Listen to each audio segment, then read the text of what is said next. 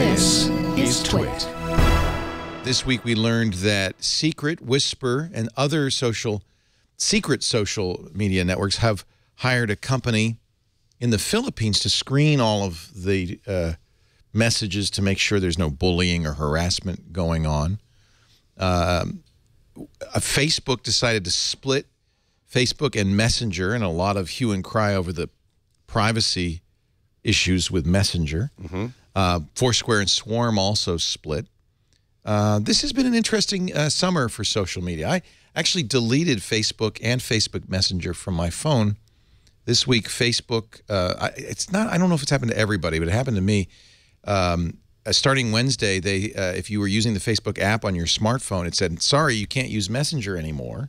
You have to get a separate app, download Messenger. So I did. And then I found I couldn't turn off notifications for more than a few hours, and little chat heads kept popping up. And, oh, gosh. So I just deleted them. Can't you go offline, though, on Messenger? Well, I actually got some help, and this is we're going to make this a little tip from the radio show. You can't, in the Messenger app, you go to turn off notifications. I'm actually going to show it to you because it's so annoying. You go to turn off notifications. Where's the Messenger app? I reinstalled it just so I could demonstrate this.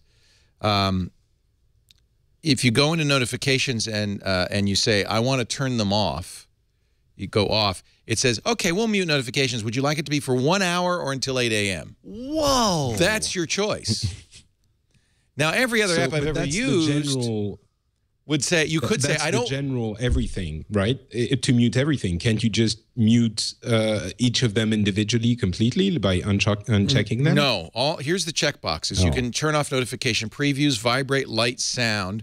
You could choose a ringtone, and you could have a free call vibrate on ring, but you can't disable granularly any of these. And if you do the off, it says, oh, yeah, great, no problem. We'll turn it off for an hour or until tomorrow morning. Which would you prefer? Now, that was enough for me to uninstall it because I don't want chat heads pop.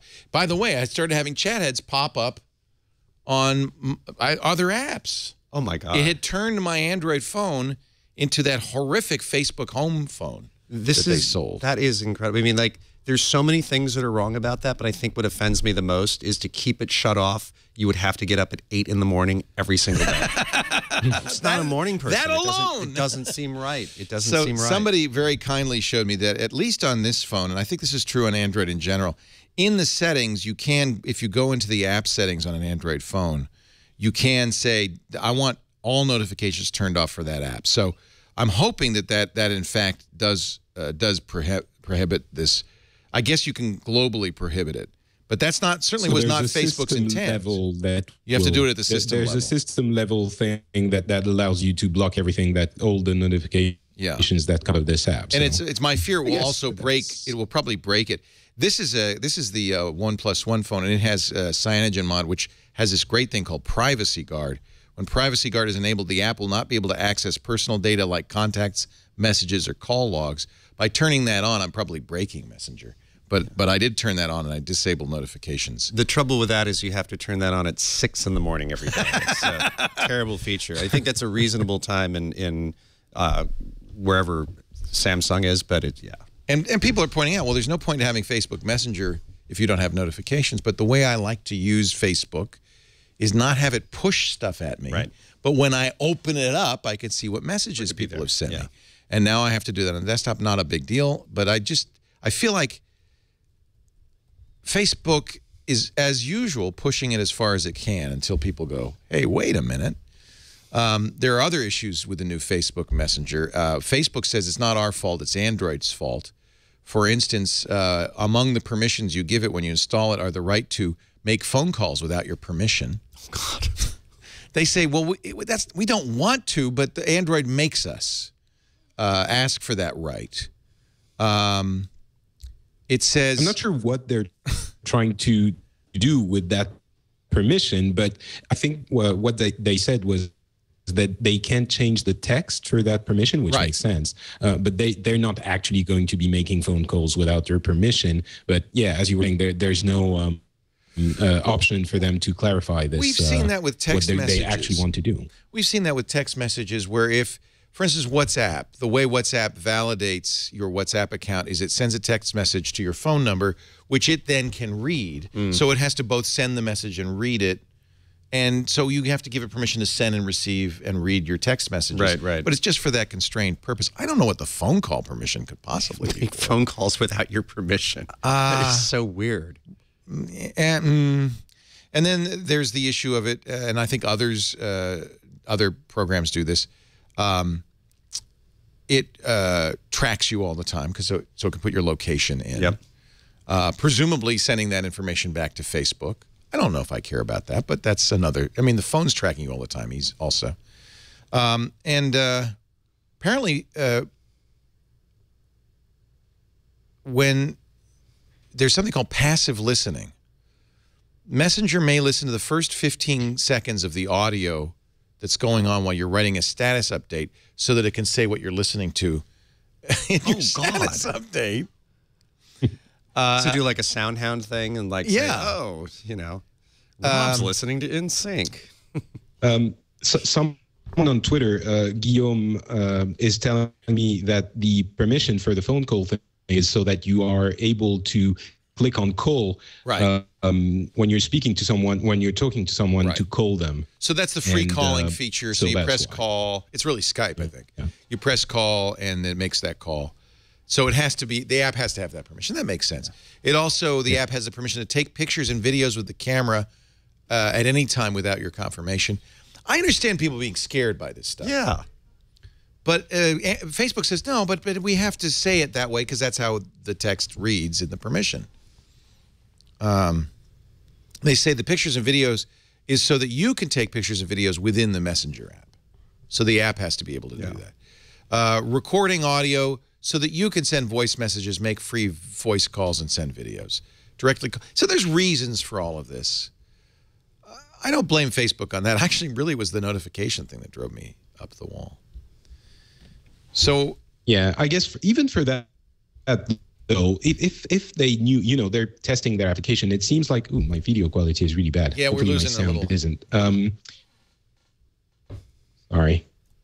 But they know their product. Hopefully they knew how it was going to work in that respect as well. And they should have, I don't know, it's really hard, but shouldn't they have anticipated that issue and said, we're, you know, to some people, at least to the journalists, we know we have these weird permissions that we need to ask for, but this is why we have to ask for them. And at least, you know, give weapons to the journalists that would see that thing coming to answer the concerns of the public. It seems at least they should have done that. The other way to do this is the way iPhone does it, which is on installation. It doesn't ask you anything, but when the issue comes up, in context, it says in context. Yeah, yeah. And I think that might be a better way to do it than how Android does it. For sure. They spoke about it on TNT, and Mike Elgin, our news director, posted the very long list of permissions that Facebook Messenger requires: access to identity, contacts, calendar, location, SMS, phone, photos, media files, the camera, the microphone, Wi-Fi connection information, device ID, and call information. That's pretty much everything. Yeah, does that leave anything out? So no wonder there's a market for this. This is the black phone, which is now on sale from Silent Circle. This is it's from Switzerland, so it's got to be good. It's got to be good. Yeah. Swiss no privacy. Swiss phone.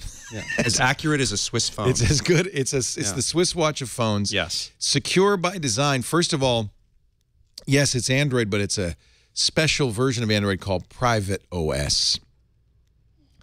It does not allow you, I would guess, it certainly does not give you access to any of the Google services, including the Play Store.